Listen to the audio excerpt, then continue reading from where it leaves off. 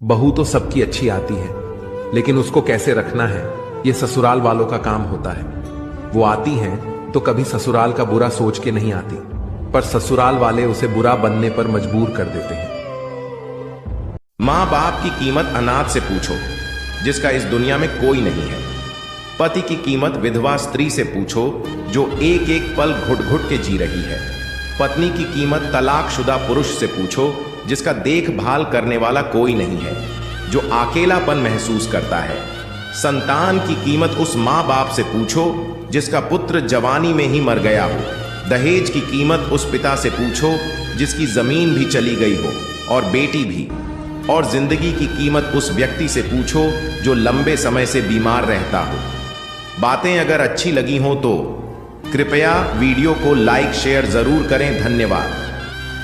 हम सभी लोग मेन हॉल में बैठे बैठे चर्चाएं कर रहे थे। तभी मेरी बहन ने मुझसे एक प्रश्न पूछा कि भैया ये बताओ, आदमी के बुढ़ापे का सहारा उसकी बेटी होती है या उसका बेटा? मैंने कहा बुढ़ापे का सहारा बेटा या बेटी नहीं, बहू होती है। ये बात सच भी है, क्योंकि बेटा ही घर में बहू लाता है। बहू के आ जाने के बाद एक बेटा अपनी लगभग सारी जिम्मेदारियां अपनी पत्नी के कंधे पर डाल देता है और फिर बहू बन जाती है अपने बूढ़े सास ससुर की बुढ़ापे की लाठी। एक बहू को अपने सास ससुर की पूरी दिनचर्या मालूम होती है। अगर सास ससुर बीमार पड़ जाए तो पूरे मन या बेमन से बहू ही देखभाल करती है। अगर एक दिन के लिए बहू बीमार पड़ जाए या फिर कहीं चली जाए तो पूरे घर की धुरी हिल जाती है। बिना बहू के सास ससुर को ऐसा लगता है जैसे उनकी लाठी ही किसी ने छीन ली हो, क्योंकि बेटे के पास समय नहीं है। और अगर बेटे को समय मिल भी जाए तो वो कुछ नहीं कर पाएगा, क्योंकि उसे ये मालूम ही नहीं है कि माँ बाबूजी को सुबह से रात तक क्या क्या देना है। मैंने तो अधिकतर ऐसी बहुएं देखी हैं जो अपनी सास की बीमारी में तन मन से सेवा करती है। इसलिए मेरा मानना है कि बहू ही होती है बुढ़ापे की असली लाठी। इसलिए अपनी बहू में सिर्फ कमियां न ढूंढे, उसकी अच्छाइयों की भी कदर करे।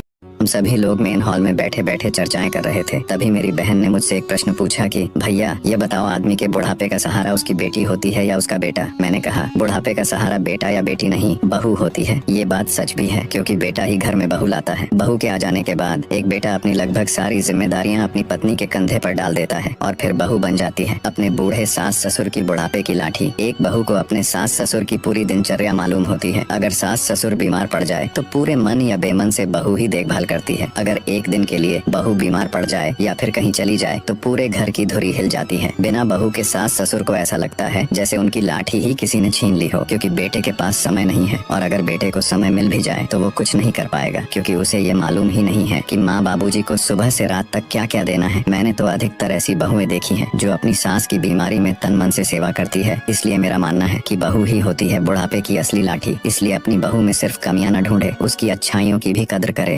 अगर इंसान के जीवन में माँ बाप और भाई बहन ही सब कुछ होते तो कोई भी शादी ना करता। लेकिन सच तो यह है कि हर इंसान को अपने अकेलापन काटने के लिए ऐसा साथी चाहिए होता है जो उनको कभी भी अकेले नहीं पड़ने देता। तभी तो कहते हैं पति पत्नी दो जिस्म एक जान होते हैं, और जब तक यह साथ में है कभी जीवन से नहीं हारते। माँ और पत्नी का झगड़ा। एक बार एक आदमी की धर्म पत्नी और माँ के बीच थोड़ी बहुत नोक झोंक हो गई। उसकी माँ उसकी पत्नी की शिकायत लेकर उस आदमी के पास गई और बोली कि तुम्हारी पत्नी ने मुझे ऐसा कहा।